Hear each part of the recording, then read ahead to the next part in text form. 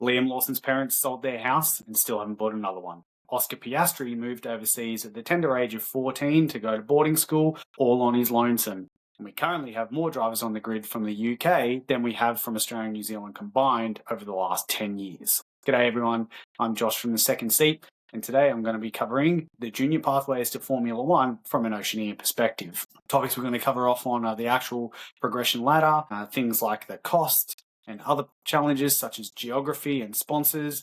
We're also going to touch on what all of this means, not just for male drivers, but for female drivers as well, and get into some potential options for moving forward. So let's dive in. Pathways-wise, it's all based on the FIA and their designated progression to go into Formula One, ultimately requiring the 40 Super Formula license points to be achieved over the previous 3 seasons. Now, that is a total of 40 points.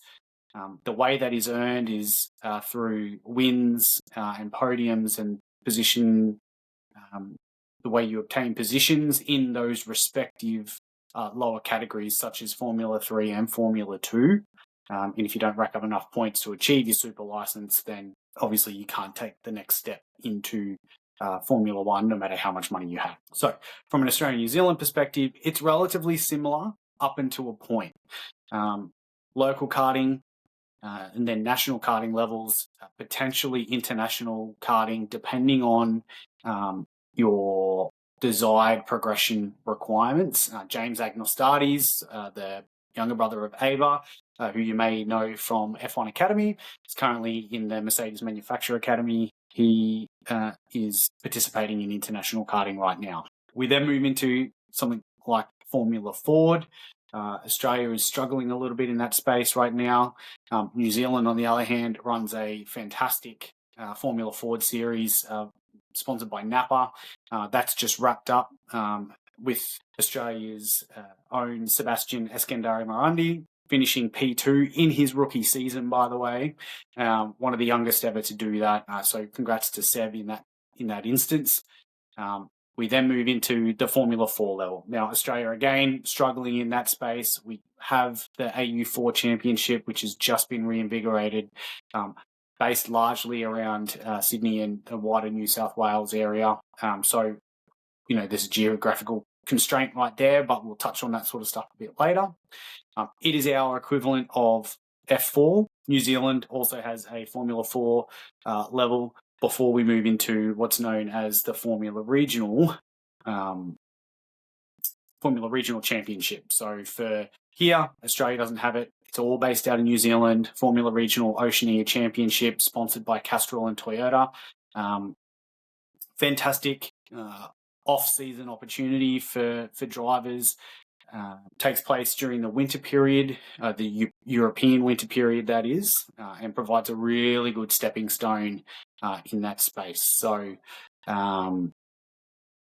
before you move into F3 and then F2, which we all likely heard of and probably saw, down at Melbourne as a precursor to the Melbourne Grand Prix, and that's been signed off on for the next couple of years as well, which is fantastic. So, as I said, that is a rough breakdown of the ladder, or the progression ladder, to get from karting, which starts at about the age of 8, through to Formula 2. So local, national, international karting, Formula Ford, F4, 3, and then 2. And again, reiterating, you've got to earn those 40 super license points before you can get into F1 over a maximum of 3 seasons prior. You don't achieve that, you've then got to, not go back to the drawing board. It's a push right. So if you don't earn it in the 3 seasons prior to this year, say, if it wasn't 23, 4, and 5, you've got this year now, if you're in F2 per se, to achieve those additional points. It will be 24, 5, and 6. So it carries over, from what I understand, and makes that a little bit more achievable given the cost. And cost is something we're definitely going to get into. But I really want to circle back to the Formula Regional Oceania Championship. As I mentioned, it's run during the European winter. So summer here in Australia and New Zealand takes place only in New Zealand. Unfortunately for Australia, we don't have a Formula Regional level championship anymore.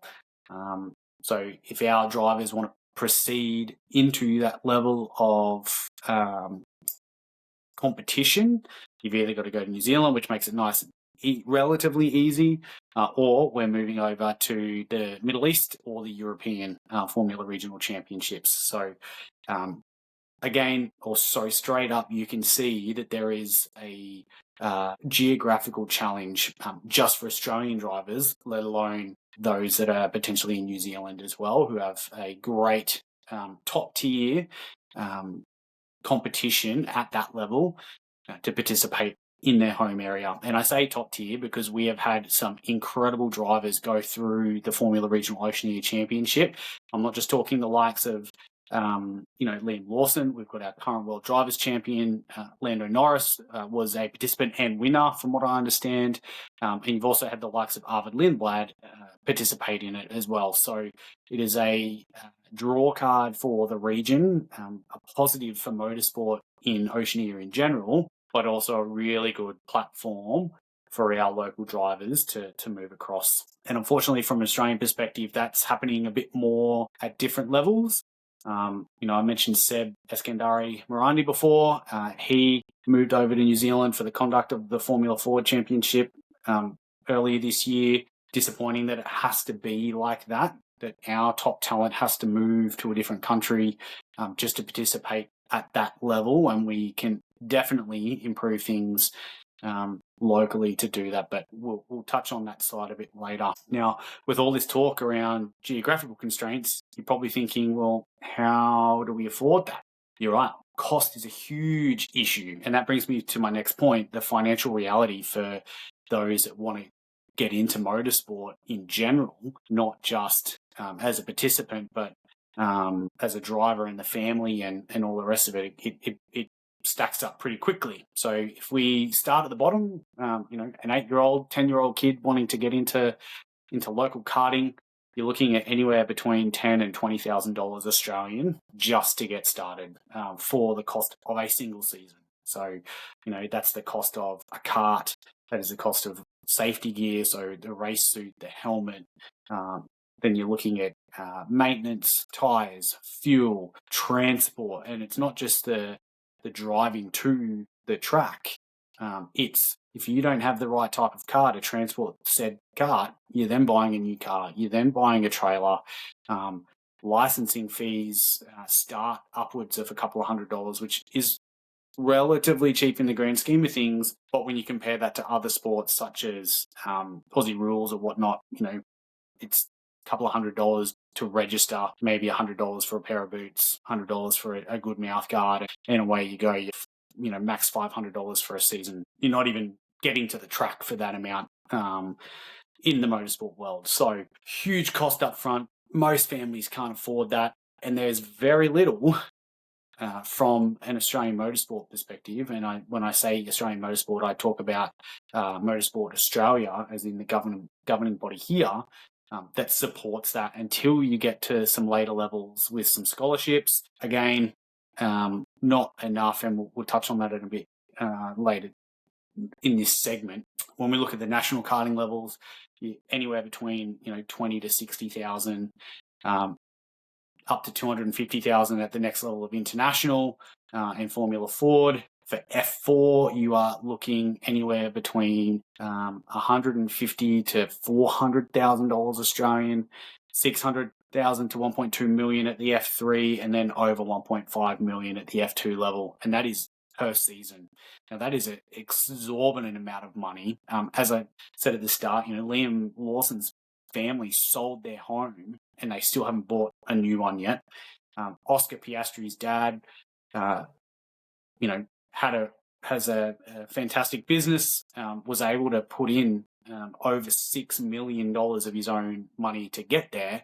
But that just highlights the challenges that there are for our young drivers and highlights the potential that we are missing from a talent perspective.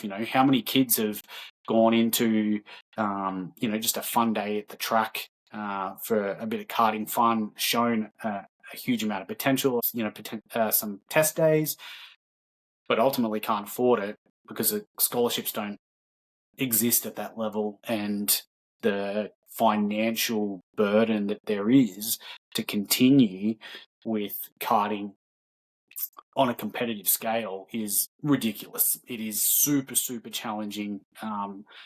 So it's no wonder that Formula One in and of itself, but motorsport more widely, is seen as a rich person's sport because the cost of everything is a lot. And those costs that I mentioned before, that is particularly once you get to the higher level, so international karting and above, but even some parts of the national karting level, you're looking at, they're your team costs, your track costs, cost of a mechanic, cost of an engineer, a data engineer, so you can actually understand your telemetry and seeing where things can be improved, what you need to target, etc. That doesn't include things like travel. It doesn't include things like freight. It doesn't include accommodation or residential needs, particularly if you're Australian and you're moving over to the likes of New Zealand, which is close. But if you're moving there for a few months at a time to participate in, the Napa Formula Ford or the Formula Regional Championship for Oceania, that's another cost on top of all of that. So it really, really is expensive. And it's one of those things that if you can't get the backing, if you can't provide it yourself, and all families start off providing that cost or wearing that cost burden of finance themselves in the first instance. But if you can't achieve backing, it's almost a non-starter. It's almost not worth pursuing the racing side from a karting perspective. And that's unfortunate because I can foresee a world where we are missing out on a lot of talent, regardless of gender. So sponsorship is key. Sponsorship equals visibility, not just for the brand, but the driver. And with sponsorship and the visibility side, what they want is a return on investment. Now, in Australia and New Zealand, you might get some good stuff. The V8s obviously have a really good approach to this. Large international brands that are also available widely here in Australia. But if you've got smaller companies that are buying in to a young driver, showing some potential, if they're moving off to the Middle East or the European Championship side, they're not going to get the return on investment there, because if they're an Australian brand, then they're not going to get seen as much. People aren't going to know who they are. So unless there is a strong marketing campaign that goes with it from a sponsorship perspective, the return on investment isn't potentially going to be there. So Australian and New Zealand brands are less likely to want to invest and provide backing to our junior drivers and support them as they move forward. Alice Buckley is a really good example of that. And another one is Caitlin Wood, both working their butts off just for sponsorship. Super, super competent racers. Alice is doing really well in the Super 2s this year, and Caitlin Wood, if you've been following in the Friday feeder segments, has podiums and all the rest of it in the Porsche series side as well. So we've got some really good talent across male and female coming through, but if you can't get the sponsorship to support the financial cost, again, you may as well not even step over the start finish line, because you just can't keep competing without that financial support from a sponsorship perspective. What we are seeing, though, particularly in New Zealand, is a philanthropic approach through the likes of the Giltrap Group, who sponsor a number of drivers. Louis Sharp in particular, who now is moving into, or has moved into, the F3 space with Prima Racing Team based out of Italy. And then you've got David Dicker and the Roden Motorsport team. Again, F3, F2, there's a huge amount of support in that space.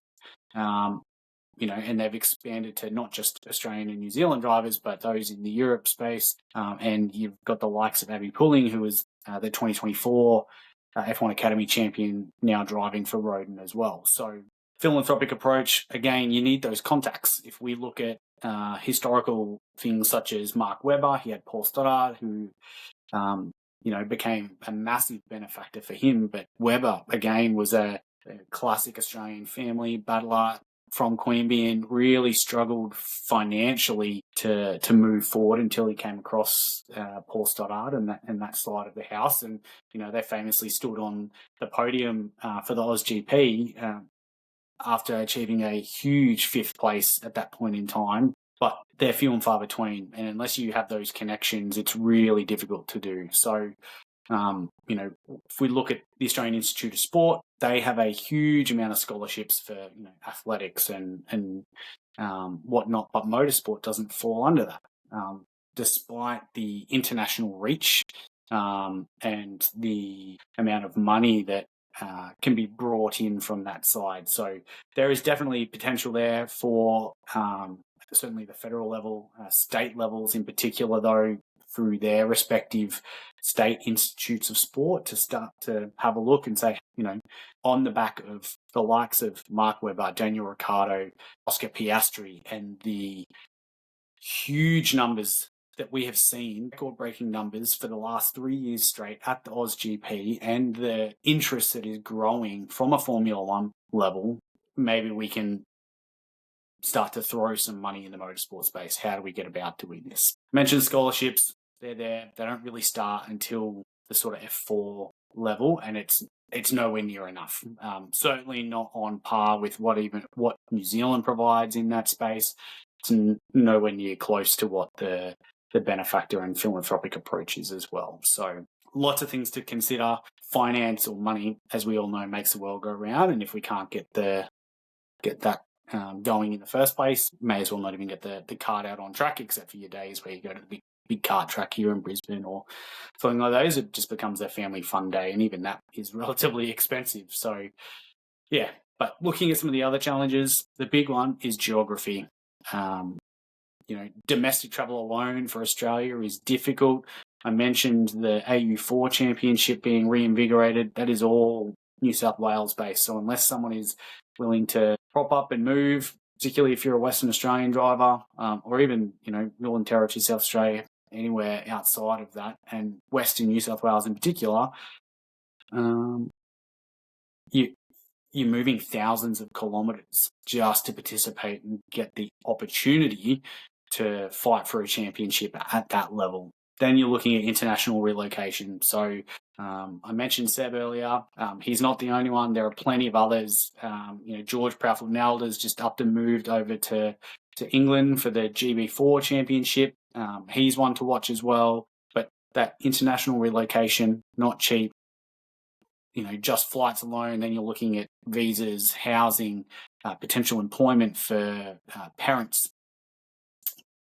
Time zone issues, if you've got sponsors that are based here in Australia that have a global reach, or certainly a reach into the locations that you're moving to. Challenging circumstance there where you may have a race day, parents are on the phone at 2 a.m. trying to sort out or continue to manage relationships and stakeholder requirements and what sponsorship requirements and whatnot as you progress throughout that championship need. So, and then we get to something that most people don't consider, and that's education. These kids have still got to learn. They've still got to proceed through their normal schooling, hence the likes of Oscar Piastri moving over to England into boarding school, which is another exorbitant cost. But my understanding is the likes of Joanne Seconte, who is doing basically internet-based learning or schooling, from what I've seen, becomes really challenging to make sure that these kids are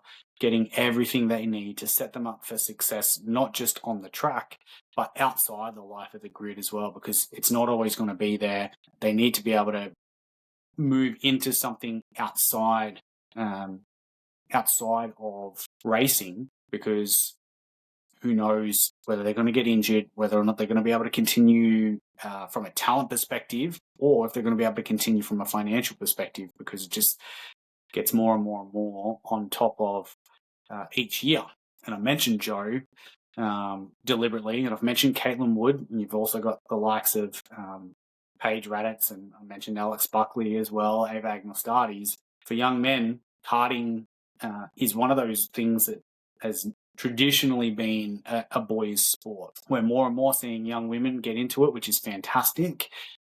Unfortunately, they're fighting just as and harder, realistically, for those seats. Everything that we've spoken about so far in terms of geography and finance and education and progression pathways, right? That all applies to girls and women. It also applies to those with disabilities even more so. And we've seen a couple of young men recently show up in that space, which is fantastic. But for young women, getting sponsorship is nigh impossible. I mentioned Alice Buckley before. She has been super open about the challenges to achieving sponsorship for her just to participate in Super 2s this year. Caitlin Wood is someone else that's been really, really open on the challenges of achieving sponsorship to continue her own drives and work towards her own aspirations in the racing space. So if we don't fix that and we don't support our young drivers, particularly young female drivers, in the same way or in an equal way across the board, personally, I can't see Australia and New Zealand, so an Oceania female F1 driver achieving that, or female racer achieving that Formula One status in the next 10 years. Things will need to change drastically, particularly in the financial support space for that to occur. So, and that's not to talk negatively. I think that's just a reality, right? It's the sport in and of itself has come leaps and bounds, but there is still a lot of negative commentary, inappropriate commentary that occurs in and around females in sport, not just motorsport. We saw some of that after the Matildas final against Japan recently, or China, I think it was. But regardless of who they were versing, the commentary took away from the fact that they'd achieved the highest attendance from a fan perspective at any Matildas game. And it was close to 75,000, right? Which is a huge achievement. So looking at it, the equality side, motorsport is one of those things where it shouldn't matter whether you're male or female. There's not a lot to it. In terms of physical differences, it's all about how quick you are on track, and that's what it comes down to. So I think from an Australian sponsorship perspective, there's definitely a lot of opportunities for companies to get involved and look at how they can potentially do it. If I look at someone like LSKD, who sponsor a lot of track athletes or CrossFit, Fit Stop, that sort of thing. Hyrox is becoming big now. I would look at that and go, hey, let's take a step into the motorsport world and see what we can do here. I think that would be an incredible thing. So, yeah, but what's next? Look, good things. The New Zealand setup is fantastic. At the lowest levels, like I said, it's very similar to Australia. But once you start getting up into the Formula Ford, or between karting and F4 is where that sits, it starts to overtake, or well and truly overtakes Australia's motorsport ladder setup. The Napa New Zealand Formula Ford Championship is a fantastic stepping stone into the F4 space. AU4, as I said, has been re-established here. That's a really good thing for Australian motorsport, particularly for the open wheel side. We need to do more in that space, and hopefully Motorsport Australia are looking to continue to progress the way we conduct that. And, I would be looking personally to continue things like the F3 and F2 championship here in Melbourne once that round gets to here, whether that's as the opening round of the season or as support races and whatnot, and tying it into a local F3 championship if that's what we need to do.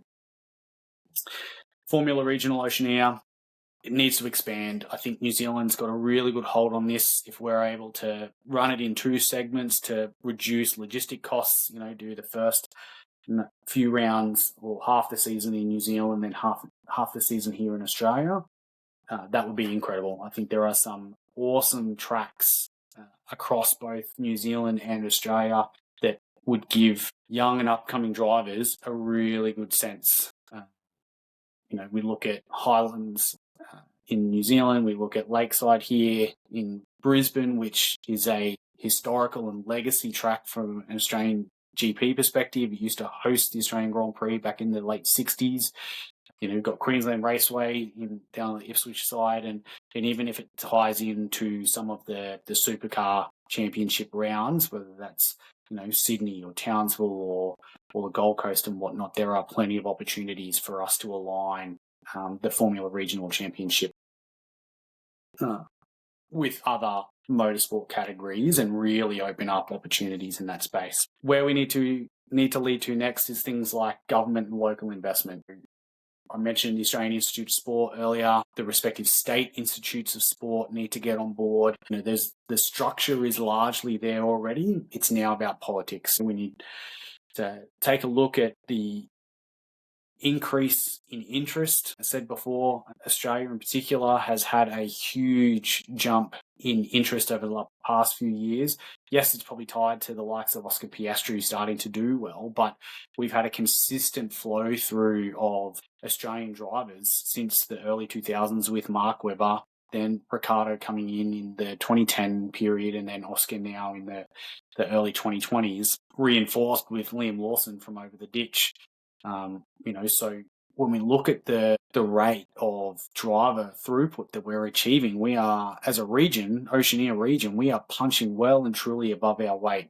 And that increase in popularity just shows that a lot of people are starting to see those guys and girls in the lower category with Joanne Seconte, Paige Raditz, and Ava doing the open wheel side of things for F1 Academy, and now Kyodro Cup for Joanne and Paige. There's a huge opportunity and a huge level of interest that's coming here. We need to tap into that while we can and push for more. So, one guy I haven't thought about was Jack Doohan. Son of a 5-time world champion MotoGP in the MotoGP. So we definitely have the talent pool. It's just a matter of opening up the opportunities in that space. So, look, personally, I would love to get involved. I think it's about all of us. I'd be keen to hear what you guys think as well. Send in the comments, whether for Spotify or on socials, what options you think we have. How do we improve the level of investment that people have in the sport? How do we get sponsors to buy in more to not just young male drivers, but young female drivers as well? How do we show that there's a positive return on investment here? Whether that's through community grants or whatever else. So, look, it's a really interesting area. It's really difficult for a lot of Australian and New Zealand drivers to reach the top. It's difficult for anyone in the world to reach the top. But when you consider the geographical and financial costs that are exacerbated by that, it just makes it a little bit more challenging, right? So, pathways in Oceania. If you're a young guy or girl wanting to get into that space, all I can say is talk to mum and dad. Mum and dad, if you've got little ones that are into it, take them down, see how it goes. But there are also other opportunities in that space. So, but use your networks, see what you can pull out of the rabbit's hat, so to speak, and push from there. So, there's a lot of steps to go. Karting in and of itself is a great way to learn spatial awareness and coordination and things like that.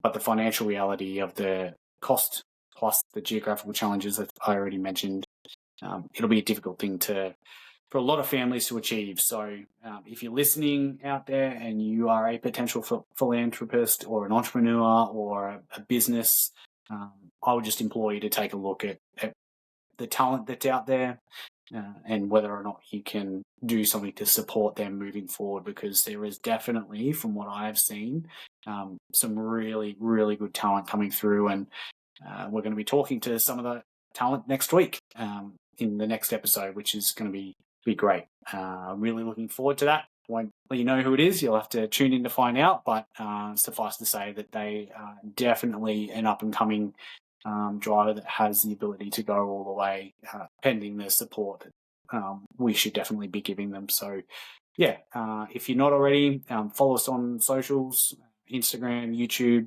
Facebook as well, Spotify for the actual podcast, and I've now got a Substack which will have some similar but different things as well. So appreciate guys tuning in. Send us your questions either via socials or the second seed F1 at gmail.com, and look forward to speaking to you next time. Cheers.